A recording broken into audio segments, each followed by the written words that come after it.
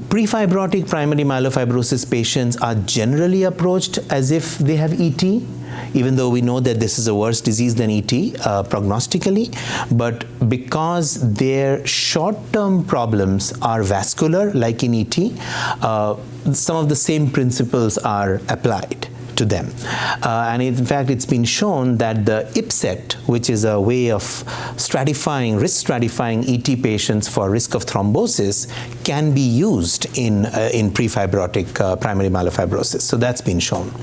But at the same time, they are not ET. So they are actually an early form of myelofibrosis. So this is where it gets a little bit murky, but also more interesting in the sense, can we intervene early and prevent the adverse outcomes that we see with our overt primary myelofibrosis patients?